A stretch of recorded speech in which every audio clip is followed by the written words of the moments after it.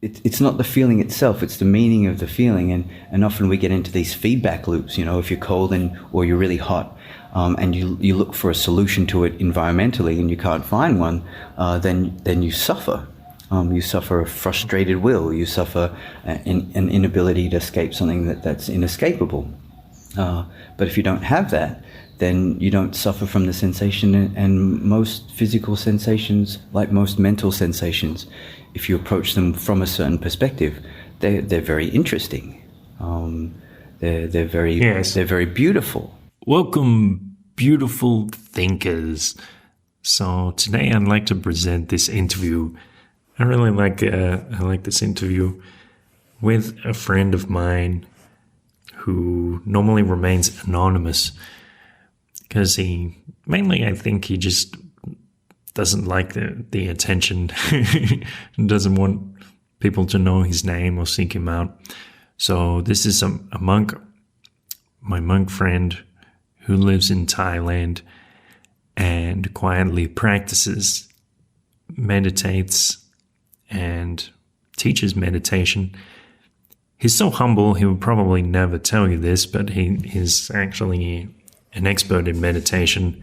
I noticed when I was there in the temple, whenever somebody had a question for a nun or a head nun, a head monk about meditation, they would refer to my friend. So he's known to spend hours in meditation and even perhaps meditates in his dreams as I aspire to do. And it seems that he can give us some simple insight into the way that we perceive pain or the way that we suffer and how perhaps we could take a step back from that. As you listen, you might find that it seems like such a simple thing that he's describing. And maybe it is.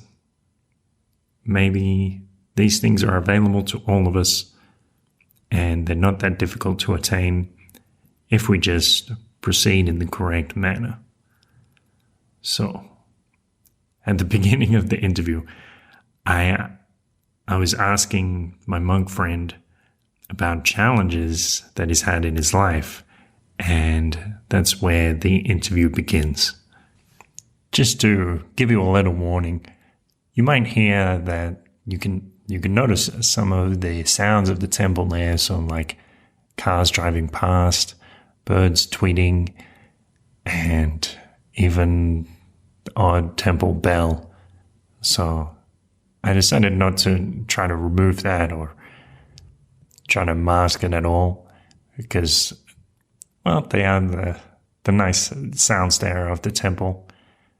At times they might interfere a little with it, but I figured it's probably best to leave it in to preserve the conversation. So just letting you know, but mostly the audio quality is very good. And just to give you a little content warning, there is one point where my friend talks about sex and another point where he talks about drugs. So just in case you're listening with your family, it's something to be aware of. Let's begin.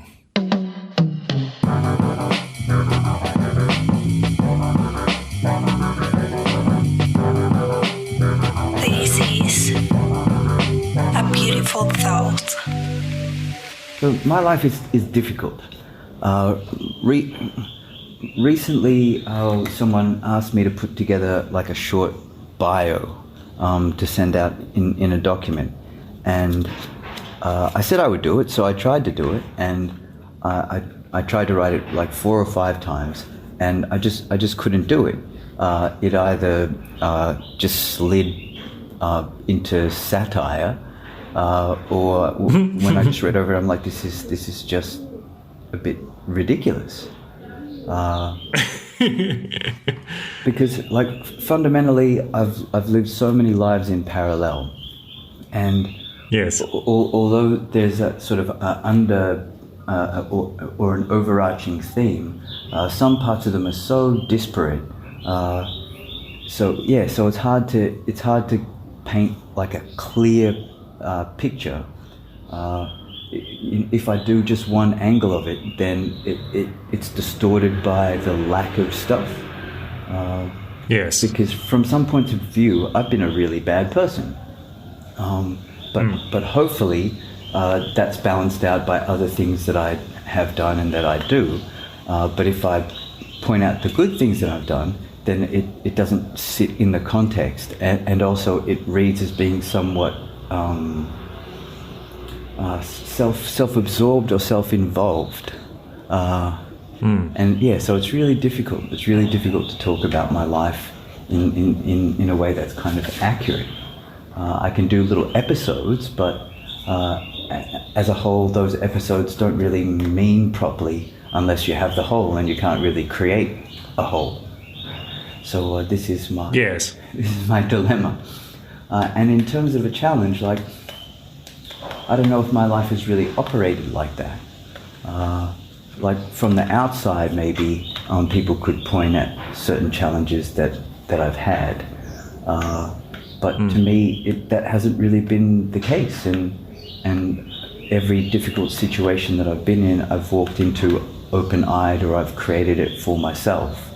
Or, so, I mean, the analogy that I use with people when we're talking about life and about choices is the massive difference between somebody who's shipwrecked and floating in the ocean, and any direction they look, there is no land in sight. That situation is similar to a situation of somebody who's swum out into the ocean, and they're floating in the middle of the ocean without land in sight, but by choice. So I've never had a shipwreck in my life, but I've been out in the deep ocean without land in sight. But it's never been, it's never been that kind of challenge, a challenge that has been sort of imposed on me. So, and that's caused a lot of problems. That's caused a lot of criticism of my life by some of my friends and people who are close to me, because they feel like my difficulties are a little bit cheap, because I've always had like a massive safety net, but that safety net was something that I created for myself with my own, I guess, my own perspective or my own approach to life. So, right. Well, some people are going to hear that and think that you're talking about like wealth, like you're a wealthy man and you choose to live an unusual life. But that's not what you're talking about, is it? Well, I am a wealthy man, but not in terms of like money. Like, I'm not financially wealthy, but I have a massive wealth of, I don't know what you'd call it. We'll use that word perspective. I guess that's part of it. Yeah, and multiple tools of, I don't know what you call it without sounding clinical, but information processing, or like, perspective, I think would probably be the closest thing. I have a wealth of perspective. Can you give me an example of a situation that you were in where your perspective really, put things into perspective, I suppose? Well,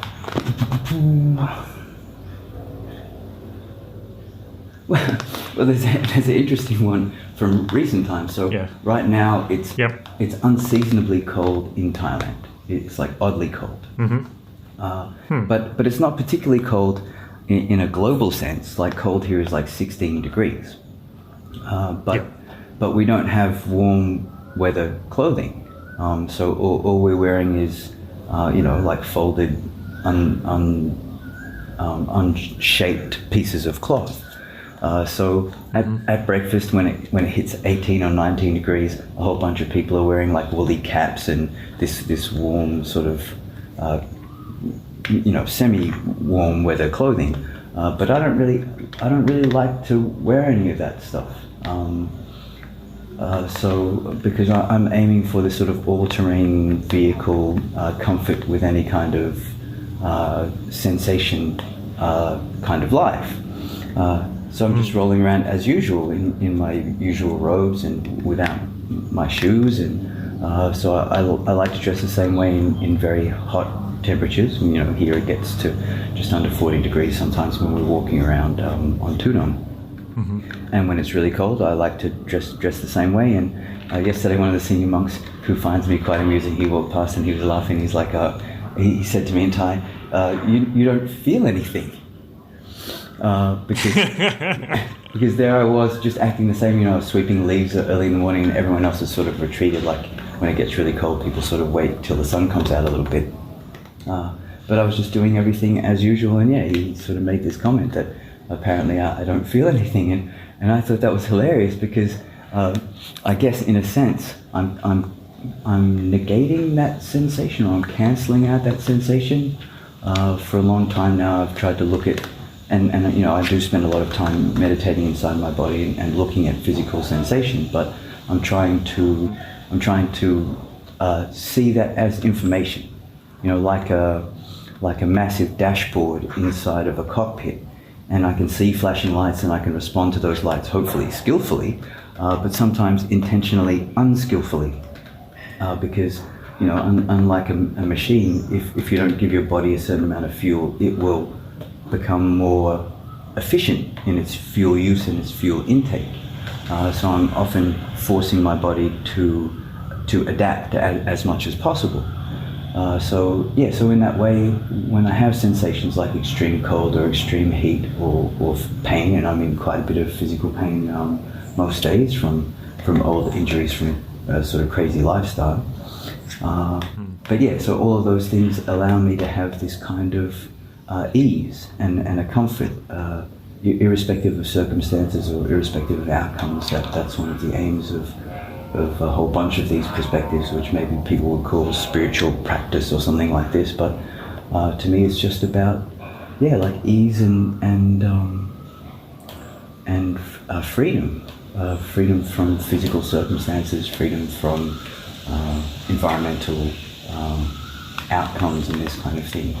So maybe that gives you a sense of what I mean by a wealth of perspective. Yes. Well, I know this is one idea that's helped for me when I try to, when I have to experience the cold. I mean, it doesn't get very cold here in Guadalajara either, like 16 degrees would probably be about the lowest here as well. But there was this TV show called the OA, and in one of the episodes, this the main character, this Russian girl, she's like, I'm just so afraid of the cold. I'm so afraid of the water. And her father, this gangster, like puts her under the ice and says, what's the only way to handle the cold? And she says, well, you have to be colder than it is. And that's something I think about when I start to feel the cold.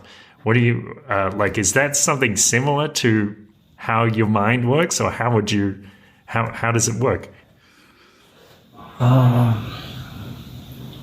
Well, okay. So there's a whole bunch of different ways to approach it. There's a famous Sufi story. It's about some Sufi is challenged because he's sort of commenting against the religious and political elite of his time, and they challenge him to show them some kind of so-called superior or higher knowledge or wisdom or something. And he says, well, I don't know how to do that. Why don't you propose a challenge? And so the challenge they come up with is that he's supposed to spend an entire night on the top of a building without any warm clothes or any provisions or anything. And that's the kind of thing that would kill a normal person. And so he's very happy to do this. He goes up to the roof, and then in the morning they come to find what they imagine to be his corpse, and he's there, and he's pulled a boulder out of the wall and he's just pushing it around, and so his body is covered in sweat, and he's really, really hot from the physical exertion of pushing this boulder. And then he just laughs and he says, this isn't any kind of higher wisdom, so the challenge that you've given me to show you higher wisdom isn't a challenge of higher wisdom at all. It's just a basic understanding of cause and effect. And there's a whole bunch of ways of interpreting the story. And I remember seeing a documentary and reading a few articles about a famous dancer. She was like an African American in the mid part of last century, I think. And she had this really, really crazy, energetic style of dancing. And somebody asked her where she learnt to dance like this, and she said, well, when she was growing up, they didn't have a heater, so that was just how she moved her body to heat it up, so that she didn't feel cold. And so there are all these different levels that you can approach these things. There's the physical level, in which if you just sort of use your muscles in a certain way. A bit of a tangent. Sometimes when we have to sit a long time, if we have a ceremony or something, we have to sit in one place for like 4 or 5 hours without moving. And after a while, people who aren't used to sitting very well, they get pain in their legs and their feet go numb and this kind of thing. And so they start shifting around. It doesn't look so good in terms of a ritual or whatever. But there are easy ways to combat this, and one of the ways is by doing a kind of systematic clenching of your muscles, a bit similar to what astronauts and jet pilots do when they're undergoing G-forces. There's a sort of manual way to pump blood around your body by clenching your muscles. And so this is a physical way of approaching this situation. You can just clench your muscles in a certain way that pushes the blood around. You can move heat around your body physically. But also you can just do it by awareness.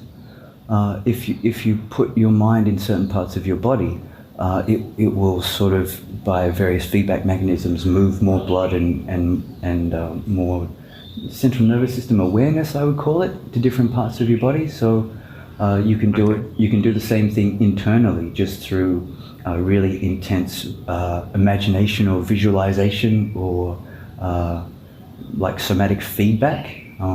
If your hands are cold and you put heaps of attention into your hands will heat up.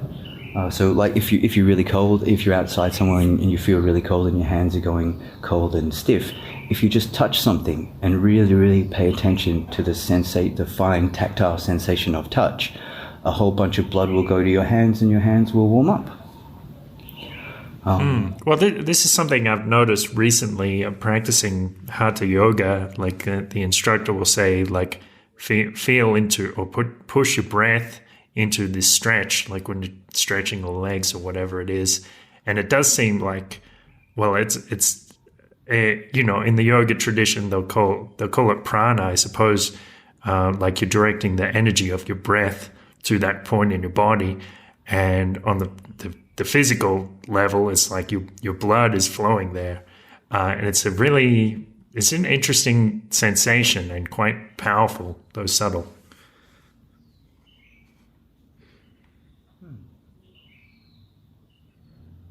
Yeah. So at the end of the day,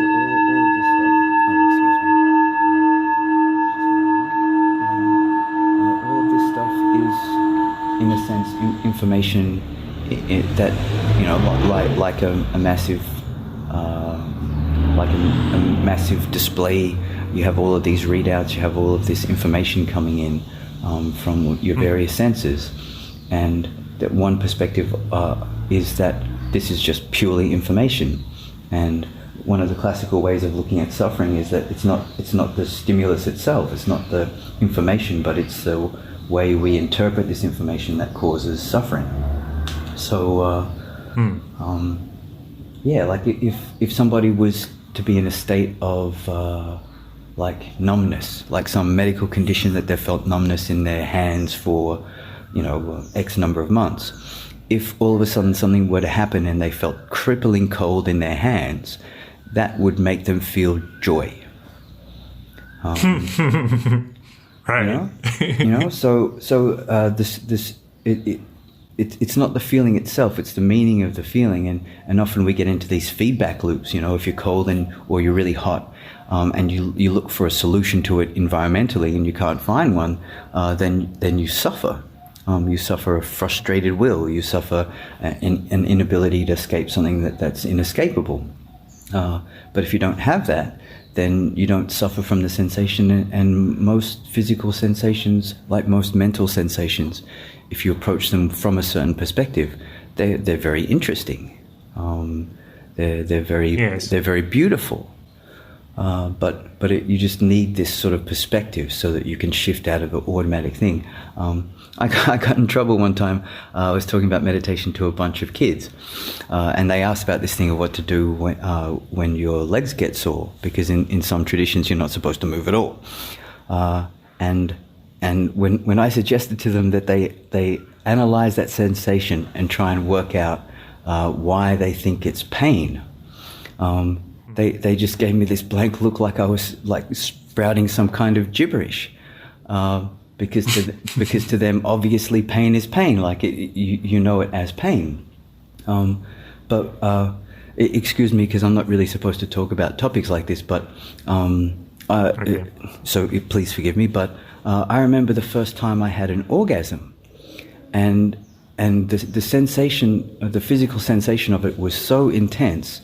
I had this sort of, is this pain? Like, I hadn't had such an overwhelming physical sensation really before in my life up until that point. And there was some part of me that up until that point had associated physical overwhelm with pain, because you don't generally have physical overwhelm from pleasure.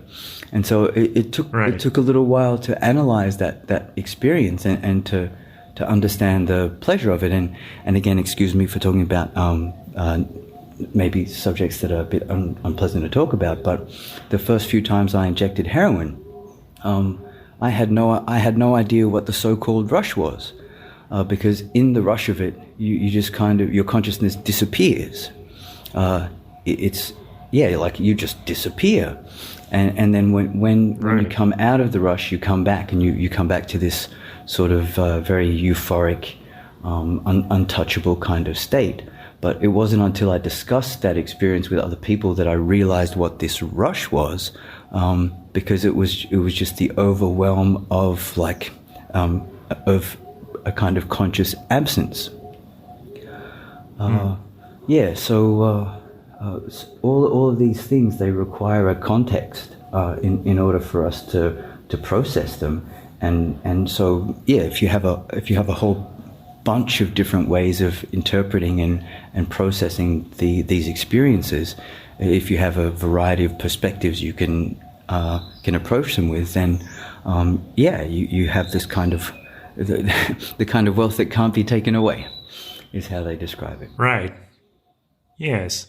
So how do you begin to gain these perspectives? Is it just as simple as beginning to ask the question, like, how else can I look at this, or what else might this mean? How to start? I guess it's been so long since you started. You've forgotten how. Well, I think it depends on the individual. Like, you have certain things that you're drawn to, or that hold your joy. I remember, I forgot who said it, but there's a beautiful quote that talent just means the love of a thing. Because if you really love to do something, then you will do it, and you'll do it over and over. You'll do it as much as you can, and you'll naturally develop in that thing. So, if you have a love of drawing, then you will be, from other people's point of view, you will be a talented graphical artist. But for you, you're just doing something that you love. Like, the talent is not really a thing. I remember when I was young, I read a quote by Franz Kafka.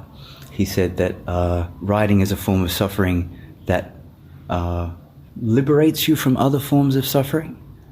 And I thought that was such a beautiful idea, and I found a similar thing in music. Like, if you feel really sad and you transform that sadness into beautiful music, you're kind of freed from wanting to escape sadness.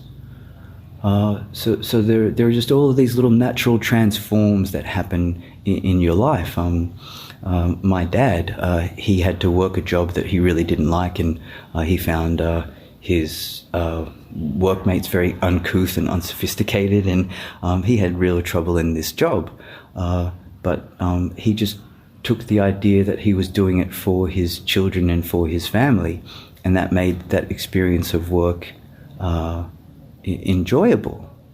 He could transform what he wanted into something that was a kind of a sacrifice or a gift to people that he loved, and this was a way of transforming his experience. So I think it depends on the individual, like what a person loves to do. That will be the gateway into changing their perspective, because if you have something like writing or music or some kind of art form, you can start accessing these perspectives on transformation. There was a time in my life where I was very romantic, in a colloquial sense, and I was busy chasing. Sure. I was busy chasing these beautiful, glorious creatures around, but I didn't mind being rejected whatsoever, because I transformed that rejection into music, and so in that way I was kind of saved from, like, heartbreak wasn't something to try and avoid. Like, rejection wasn't something to try and avoid, because I had a way of processing that experience. I was talking to someone recently about guilt. They did something that made them feel very, very guilty, and so that we would just had this discussion about guilt, and I pointed out that Catholics use guilt a lot, and from the outside this seems like a crazy thing. Like, why would you want to feel guilty for just existing? You have this idea in Catholicism of original sin, and that we're all born sinners, and it sounds kind of terrible. And it is, unless you use that guilt as you put that guilt into an engine that transforms that guilt into love. So as a Catholic, you feel guilty and like you're a terrible, sinful creature, but God loves you anyway. And in that you are loved. You go to confessional and... Yeah, there's a whole bunch of ways that you use this guilt as fuel inside of your religion or inside of your spiritual practice or your daily life or whatever. And guilt is awesome because it's an inexhaustible fuel. If you take on that perspective of being, you can feel guilty whenever you want. You can feel guilt, you can feel incredible amounts of guilt, freely, anytime you like. You can create a massive lump of guilt and put that massive lump of guilt into this engine of your life, and love pours out of the other side of it. So, these are just perspectives. But if you look at that, like, in terms of efficiency, I would have to wonder, like, maybe there's a better way to do it rather than suffering through all this guilt. Or would you say it's just a different way of doing things? Yeah, again, I don't know if you need to suffer this guilt. Right. I think you can just make a lump of it and transform it immediately. You can feel guilt and love simultaneously. Right. So one of the easiest ways to transform. Sorry, I spent a lot of time with some Catholics, and so like Catholic monks, and so this stuff is really interesting because people don't really talk about it so much in terms of the practice of Christianity. But you can immediately transform guilt into a sense of gratitude. One of the big problems of modern culture is this idea of entitlement, and yes. Entitlement is a kind of poison.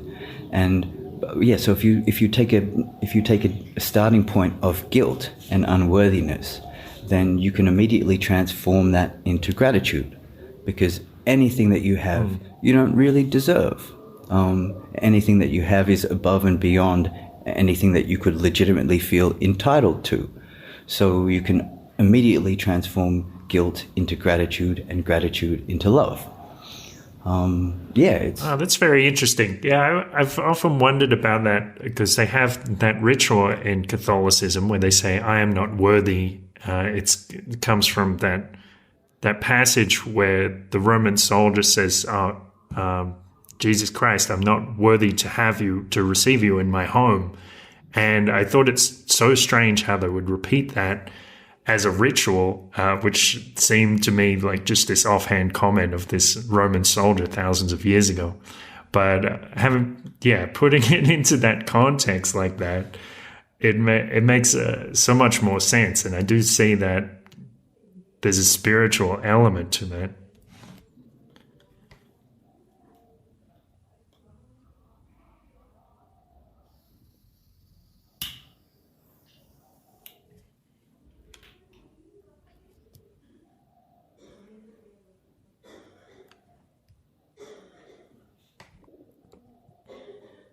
Are you still there? Yeah, I am. Sorry, I'm very good with silence. We we can sit here in silence. I'm not quite as good as you. My dad, he likes to call me, a couple of times a week, and we sort of talk. And earlier in my life, when I was a little bit more full of vim and vinegar, I used to criticize my dad a lot about just sort of nattering away. I was never one for chit chat or unproductive speech, and my dad loves it. He likes to fill every moment he can with some kind of energy back and forth in the form of words. So I didn't really like it when I was young because I felt it was wasteful. But then when I got this perspective on it, that it's just a exchange of energy, and my dad loves me, so he just wants to it's like throwing a ball back and forth. You don't need to play a game. You don't need to make it into some big deal. You can just throw a ball back and forth, and it's fun. You're connecting with another person. And so I understand now, so we can just sort of talk and say silly things, and even though it's a little bit against the rules of my lifestyle, I can do it as an act of generosity, but also we often just lapse into periods of silence. And my dad's a meditator and a philosopher and stuff, so often our phone calls will just sort of lapse into this meditative silence, and we'll just sort of sit there with the other person on the other end of the line, just hearing ambience from the other space. And we'll just sit there until he has something to do, and then be like, okay, thank you, bye. So we'll have these massive blocks of like 20 minutes of just silence. It's maybe hopefully a deeper level of energy exchange. Like me and my dad don't need to necessarily throw a ball back and forth to each other anymore. You mentioned Tudong before, the pilgrimage that monks of your order take around the country. Do you want to talk about that? Yeah, sure. So it's like many things from my temple. It's a kind of reformation of a practice. So there was a classical approach to Tudong. It's a deformation of a Pali word that means to shake off problems or to shake off defilements. And so there were these 13 classical techniques that monks would do that are all very aesthetic. It was like the Buddha wanted to put a limit on aesthetic practice because he didn't want people to go mental with their aesthetic practices. So he's like, well, if you want to practice aesthetically, you can do these things. And so they were fundamental things like eating once a day, wearing robes that were made from rags from a crematorium or rubbish piles.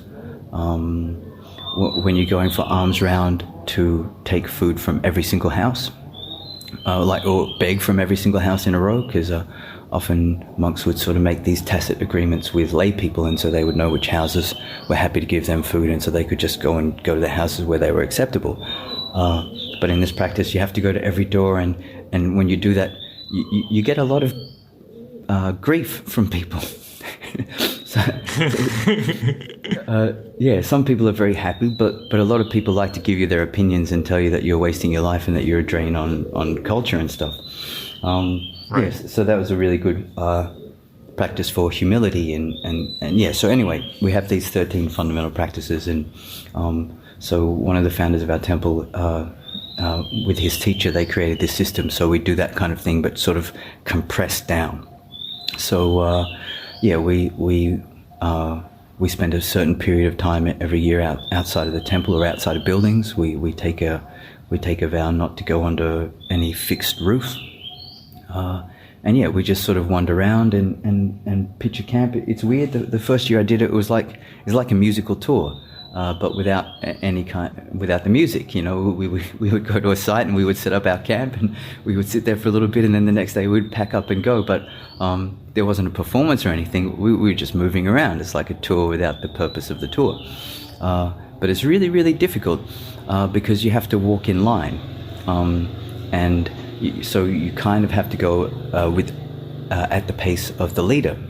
And as we're walking along, the line will stretch out. So the people who are really slow, they don't get the break periods that everyone else gets, because the leader will stop somewhere and sit for a little while and rest. But as he's resting, the back end is still catching up. And then finally, when they reach the rest spot, the group is already moving again. So the people who kind of need the most rest, because they're old or infirm or whatever, they get the least rest. And they will set it up just to cause problems for us.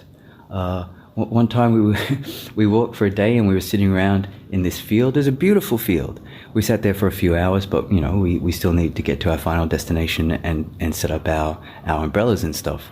And we were sitting there, and you know, everyone would sort of go after an hour or so and sort of look at the head monk who's leading this thing, and he would just sort of cheerfully just sit there and grin back at everybody. And he would get up and everyone would be like, okay, we're moving. And people would start putting their stuff together, and then the court would be like, oh no, he's just going to the bathroom. And he would sit down again, and he would stand up and he would kind of look at the sky, and there were storm clouds coming. And so he would stand up, and because he's sitting under a tree, he would stand up, get out of the shade of the tree and look up at the sky, and he was judging the approach of this storm.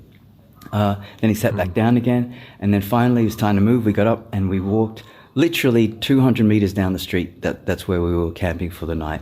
And it was in this dusty, horrible car park. We went from this beautiful field to this dusty, horrible sort of like car park kind of empty field structure.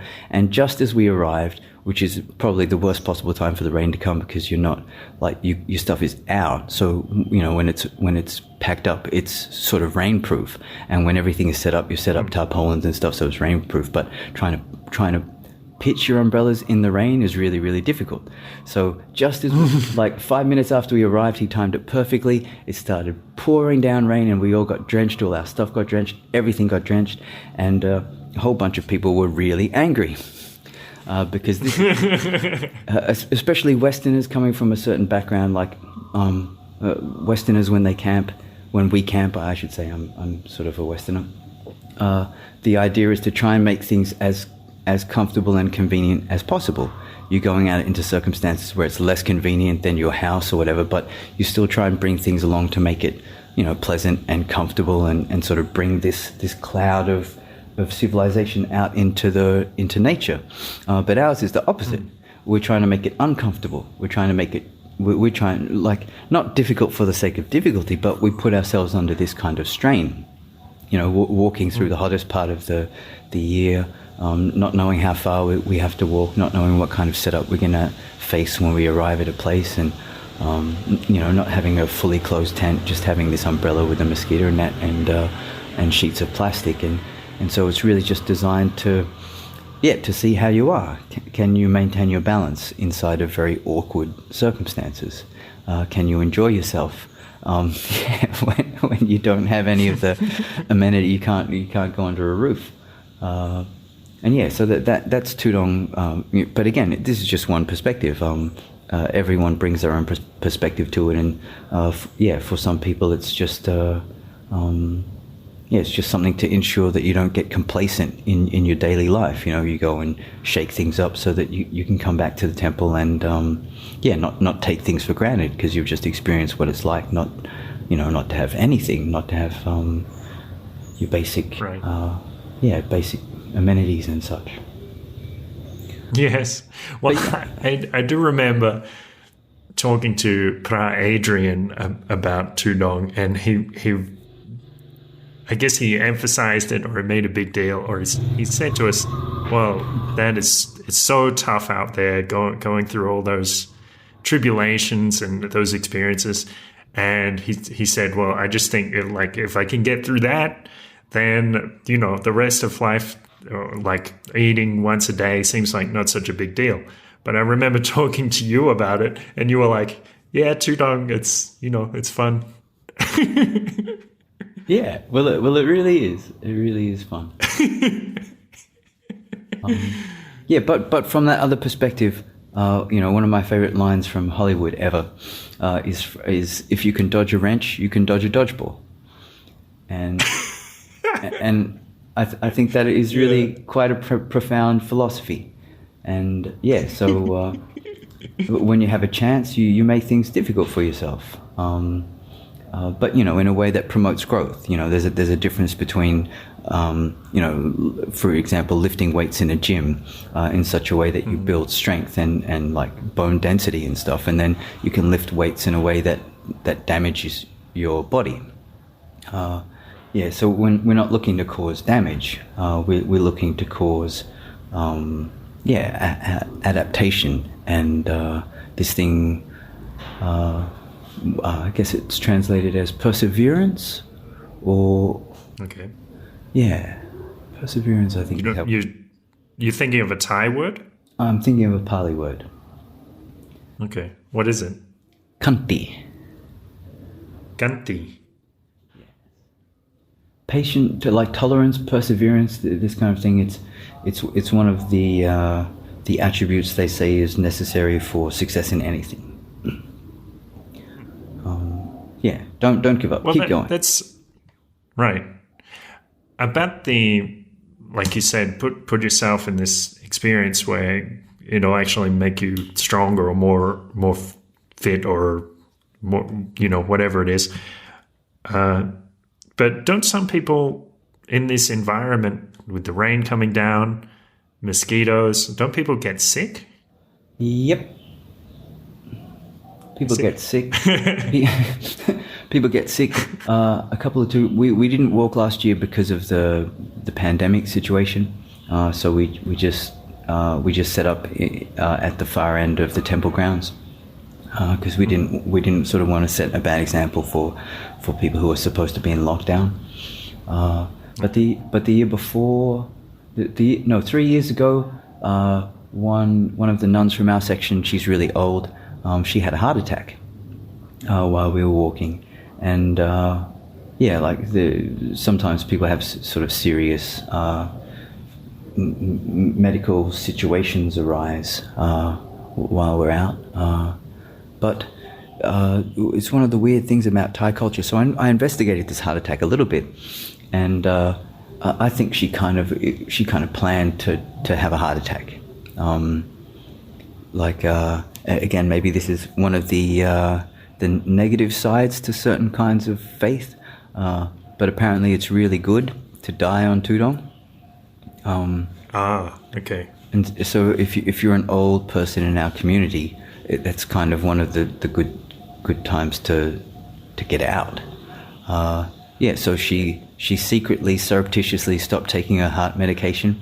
Like she said, it was an accident. Like she forgot.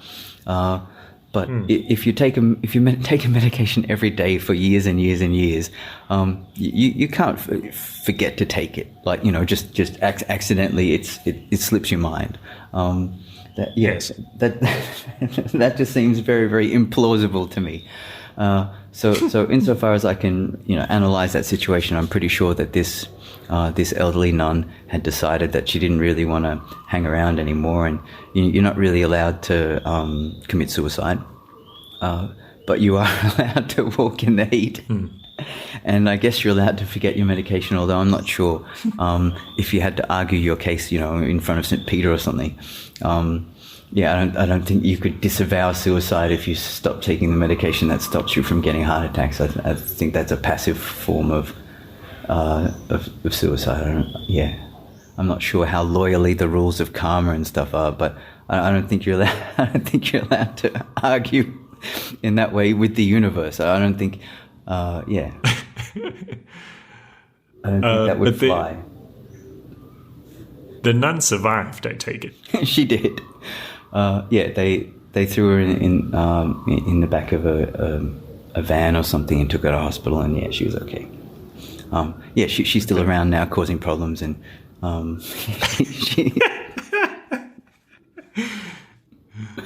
yeah, she's quite grumpy. Although she does have a wicked sense of humor. But yeah, she is full of the grump of the elderly, and fair enough. It's difficult. Yeah. Why is it that the Buddhists wanted to put limits on asceticism? I can give you my interpretation. I'm not sure if there's a clear answer to that. Sure. So he started off doing very, very intense ascetic practices, and he described a period where he cut down the amount of food that he was taking until he was taking like 1 grain of rice every couple of days, or I think he got down to 1 grain of rice every week or something, and his body was just messed up. Like he could touch his spine through the front of his abdomen, and Right. all of the hair of his body was falling off, and he almost died through the intensity of his ascetic practice. And that was when the famous story of him hearing a musician teaching his student how to tune a stringed instrument, and if you tighten the string too much, it will snap. But if you don't tighten it enough, it won't play well. So this is the idea of the middle way. Like you're not being overly ascetic, but you're not being indulgent. You're trying to find this balance between too hard and too soft. And back in the day, at the Buddha's time, and still to this day in India, you have people who are ridiculously ascetic. They will destroy their bodies through certain kinds of so-called spiritual practice. But the Buddha didn't really see a point of this. He went through it, and he didn't get any incredible benefits. He got more benefits from like taking care of his body but not indulging his body. And so this is the kind of thing that he wanted to encourage. But at the same time, these things can creep in, and so it's funny when you cut off a whole bunch of things, the things that start to sort of draw your attention. One of the monks here, after he ordained, he got really interested in the color of his robes, and he kept dyeing his robes all these different colors. He wanted to find the perfect color for his robes. And one day he even pointed out to me, I think I've gotten a little bit obsessed with, with my robes. And I was like, yeah, maybe you should look at that. But in that he brought it up with me, obviously he had looked at it and he was enjoying himself too much to put it aside. But it's funny, as soon as you cut off a whole bunch of things, it's like, well, what do you have left to play with? And you end up indulging in those little things, whatever is left. So these practices are a way of doing it, but you can even do it the reverse way. Like my favorite lower robe is a garbage pile robe. These days it's kind of hard to find robes. Like we're not allowed to raid crematoriums anymore. So my favorite lower robe is a disgusting piece of cloth I found on a rubbish heap. But so for a monk, this is like high status monk clothing. It's like official traditional monk robes. And so this is my favorite robe.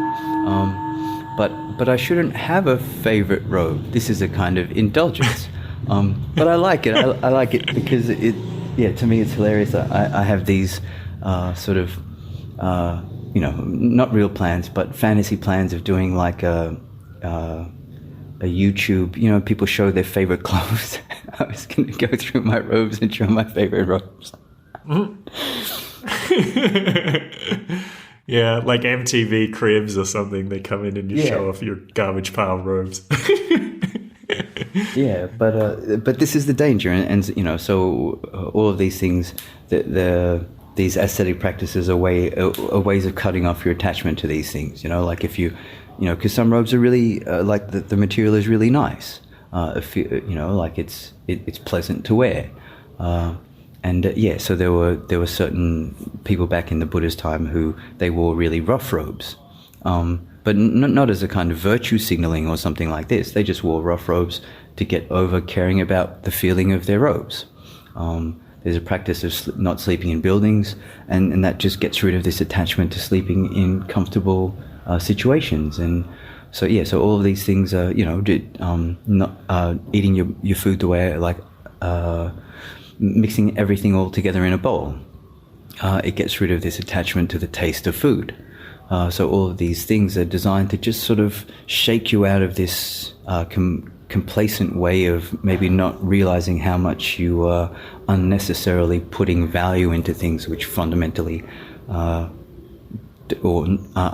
necessarily have to have value. Which is not to say that people who aren't, living this particular lifestyle shouldn't enjoy their food or shouldn't enjoy their clothes or blah blah blah blah. It's just if you want to cut away a bunch of attachments, then this is a really good way to do it.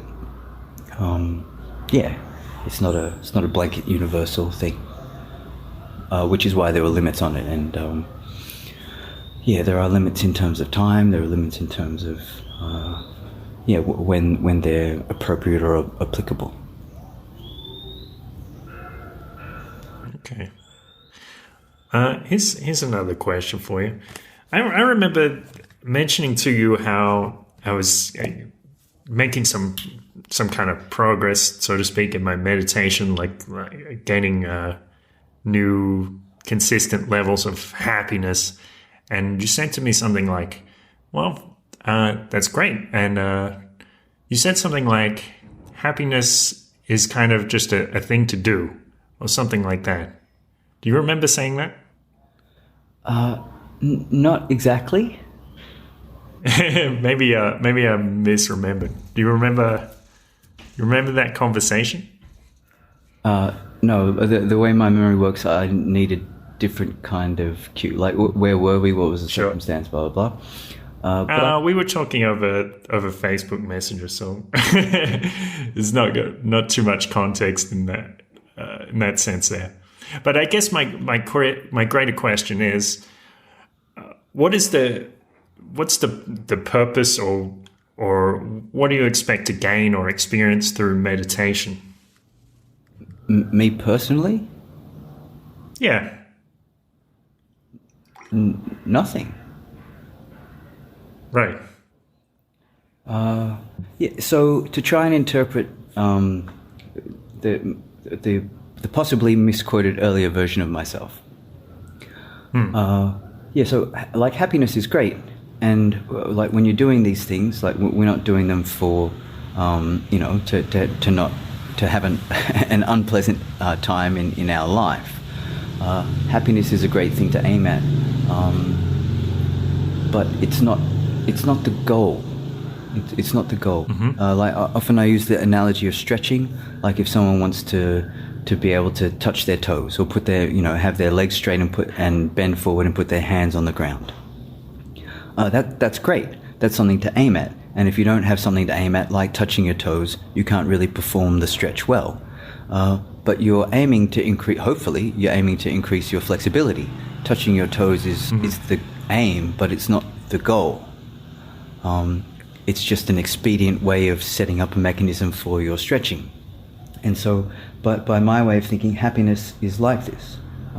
If you practice well and you do good things, you're kind to other people and you help other people, you get these sort of positive feedback loops happening in your life. You write something and you read over it and you find that it has quality, or you make something that has quality, you feel happy. But that to me is not so useful. It's not a useful goal because that happiness is transient. And in modern culture, a lot of the time what we're trying to do is just line up a whole bunch of happinesses one after the other and try and sort of have no gap in between them, so we can sort of, like Tarzan swinging along from vine to vine, we can just go from one happy, pleasant experience to the next. But this is really, really unstable because fundamentally there isn't much that you can rely on in terms of experience like that.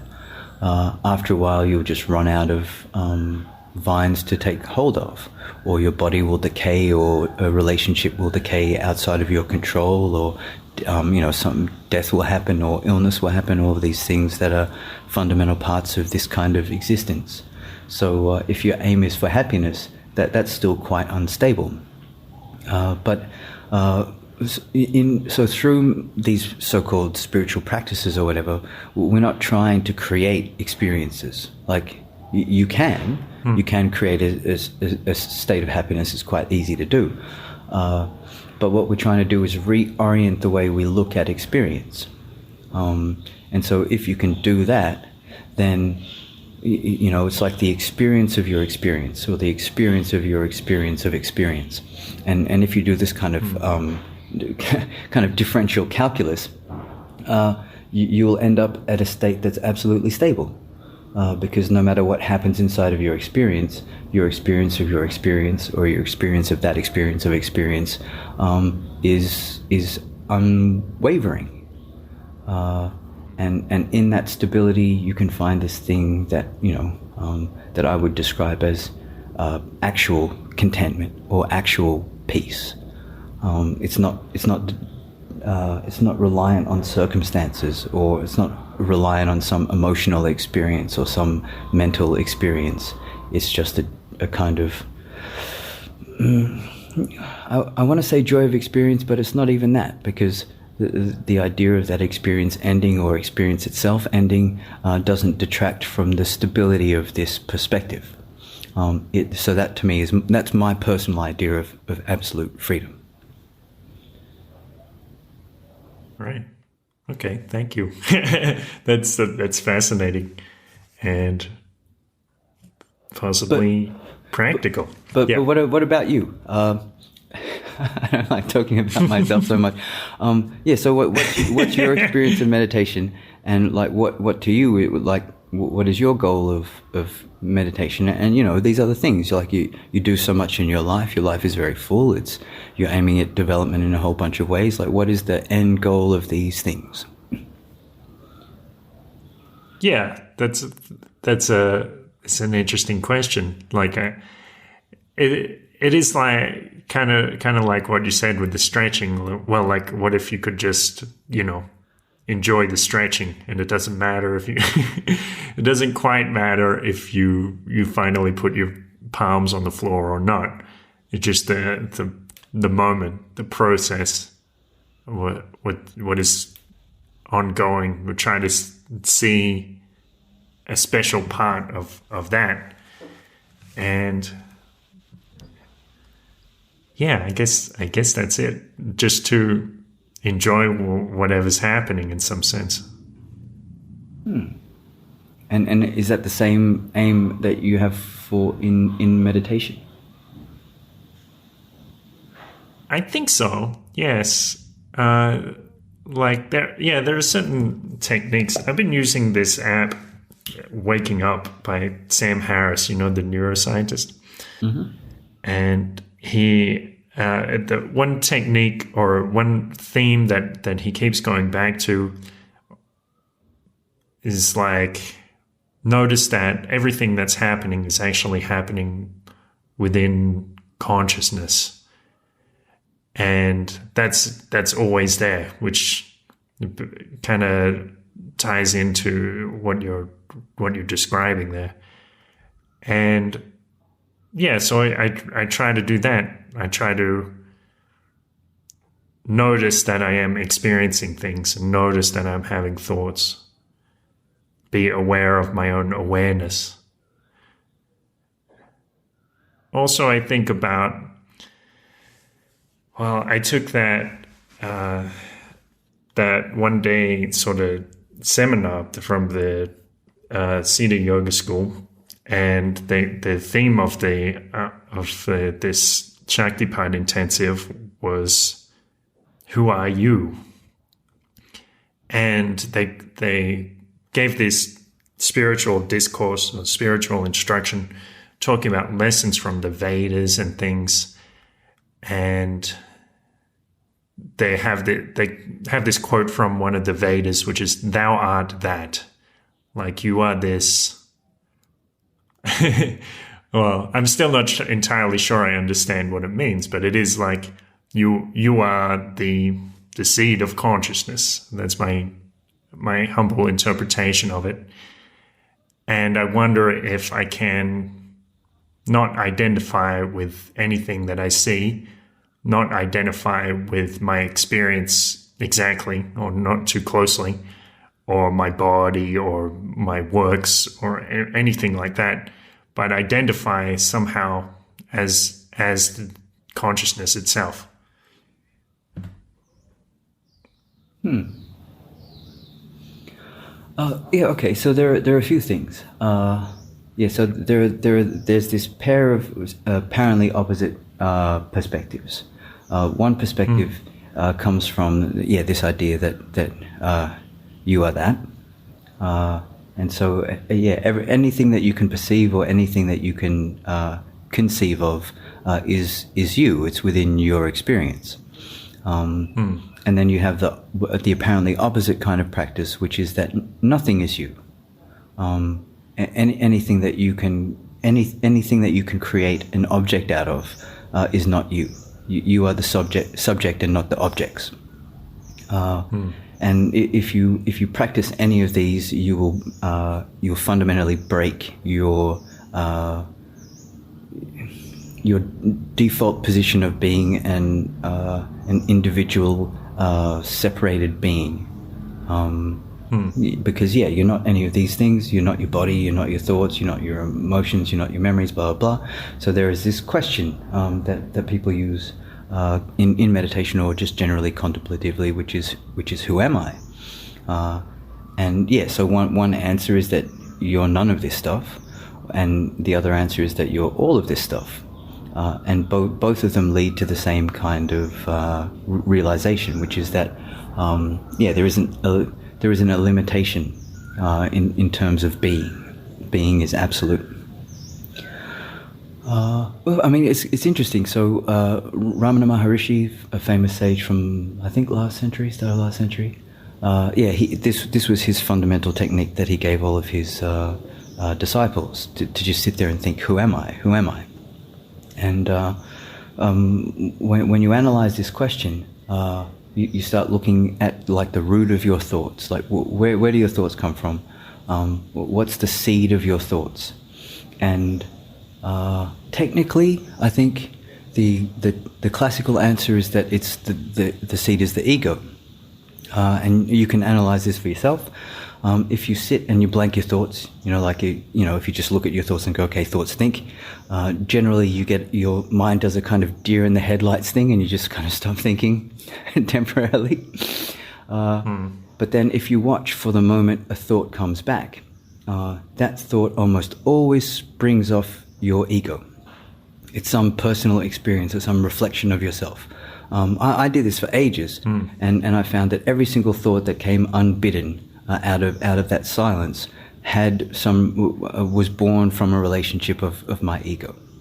But then I found that in fact this wasn't actually the case when I went into creative realms.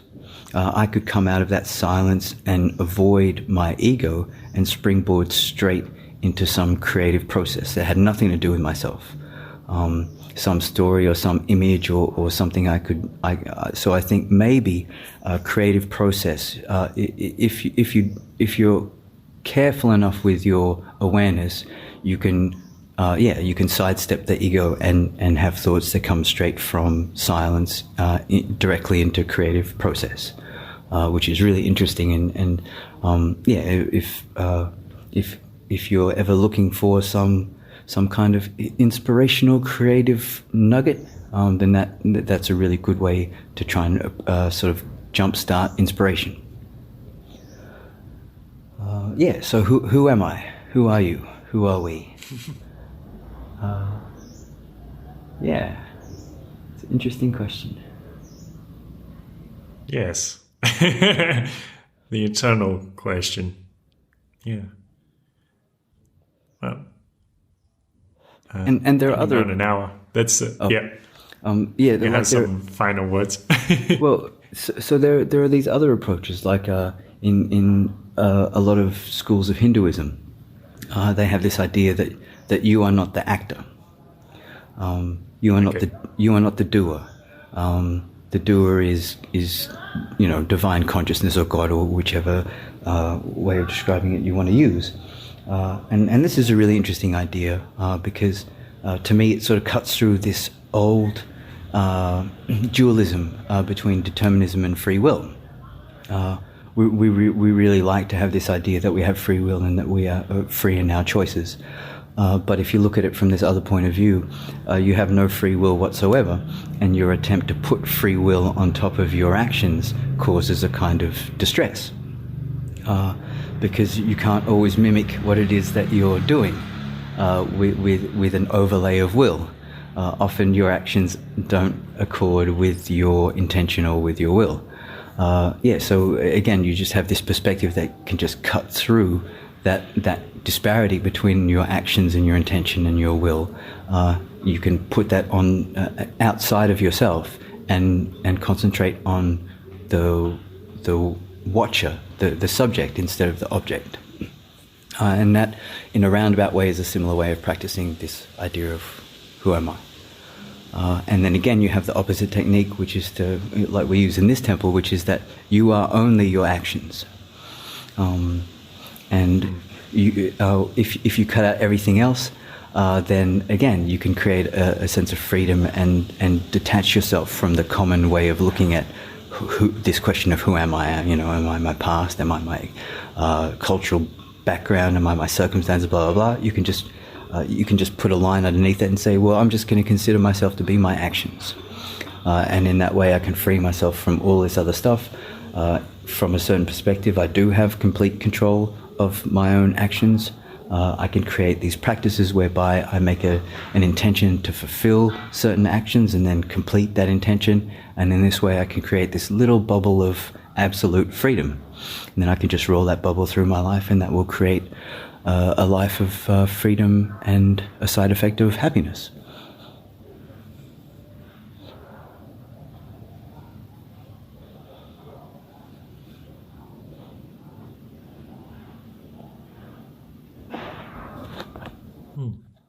It's good. Thanks for your time and sharing the wisdom and continuing your practice there, so others can. Yeah, I wouldn't call it wisdom. Yeah, but that's because you're exceptionally humble. No, not at all. I don't consider it wisdom because that doesn't fit into my definition of what wisdom is. Well, I think I certainly gain a lot from hearing the way your mind works, because you have such a unique mind. I don't know anybody who thinks quite like you do and has this depth and range of perspective, this curious way of looking at the world. So yeah, for me, it seems like wisdom. Well, I'm glad. Well, I'm happy for you to describe it as apparent wisdom. What would you call it? Just perspective? Yeah, I just call it perspective. All right. Well, thanks for sharing your perspective. Yeah, anytime. And yeah, thanks for hanging out and chatting, and your questions as one-sided as they were. Yeah. All right. Well, I'll stop the recording there. A beautiful thought. Thanks for joining us there. Now, I think it is really interesting to try this meditation technique or this mindfulness awareness technique. Like when things happen to us, or maybe we experience pain, like right now. I did some calf lifts yesterday, and I'm still kind of sore in my calves. I can feel that. I don't necessarily have an aversion to that feeling of soreness. And we might look at things in our life, these experiences, our emotions. We might feel uncomfortable in some moment. Even when we sit down to meditate, we might be in a rush to get through with it. And we can observe it, or we can even perhaps analyze or take a step back from it, be a little more objective, or ask what is interesting about this sensation. Or even a sensation which might be pleasurable, we can observe it and start to take a step back, not necessarily be so attached to it. Interesting. How far do you want to pursue that? I don't really know. But it is an exercise that gives you a different view, a different perspective of your own mind, of your own sensations. Thank you for listening. Thank you for everybody who shares this on social media, shares it with your friends. It seems like a few people have been binge listening. My friend Anna sent me a message the other day saying she's enjoying this and just listened to, I don't know how many, maybe 20 episodes in a row. And so if you're out there binge listening, thank you. I appreciate that. Pumping up my download numbers so I know that people are enjoying what I'm doing. And I hope you go on and share it with friends who also listen a lot and enjoy it and experience a different aspect of life. Thank you. Have a wonderful day.